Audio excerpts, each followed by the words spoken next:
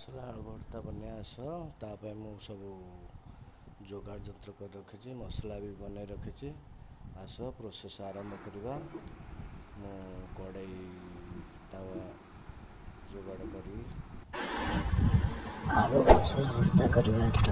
କଡ଼େଇକୁ ବସେଇବା। ଆଳୁକୁ ମୁଁ କାଟି ଭଲରେ ସିଝେଇକି ରଖିଦେଇଛି, ସାଲାଡ଼ ବନେଇ ଦେଇଛି। ତେଲ କଡ଼େଇ ବସାଇଲି, ତାପରେ ପିଆଜ ଫିଆଜ କାଟିକି ରଖିଦେଲି।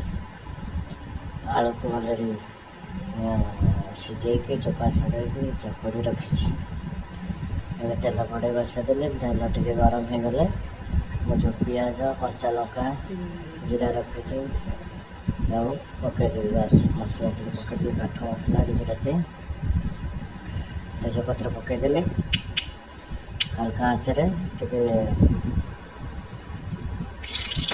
ହେଇଗଲା ପରେ କଞ୍ଚା ଲଙ୍କା ପକାଇଦେଲି, ଶୁଖିଲା ଲଙ୍କା ପକାଇଦେଲି, ଜିରା ପକାଇଛି।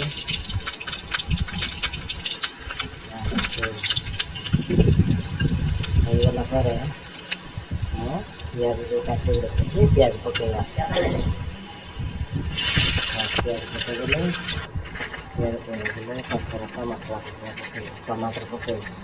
ମସଲା ଟିକେ କଷିଦେବି ଭଲକି, ତାପରେ ଯେଉଁ ଚକଟି ରଖିଥିଲି ତାକୁ ପକାଇଦେଲି। ପକାଇଦେଲା ପରେ ଭୃଷଙ୍ଗ ପତ୍ର ଆଉ ଧନିଆ ପତ୍ର ପକାଇ ଗୋଳାଇଦେଲି। ଲାଇଟ୍ ଟିକେ କମ୍ ଅଛି, ଆପଣ ଆଡ଼ଜଷ୍ଟ କରିଦେବେ। ଖରାପ ହେଇଗଲେ ଲାଇଟ୍ ଟିକେ ପଳେଇଲା, ଲାଇଟ୍ ନାହିଁ। ଦେଖନ୍ତୁ କେତେ ସୁନ୍ଦର ହେଇଛି। ଆପଣ ଏ ଆଳୁ ଭର୍ତ୍ତା ଭଲ ଲାଗିଲେ ଆପଣ କମେଣ୍ଟ କରିବେ, ସେୟାର କରିବେ, ଆଉ ଏ ରେସିପି ବନେଇକି ଆପଣ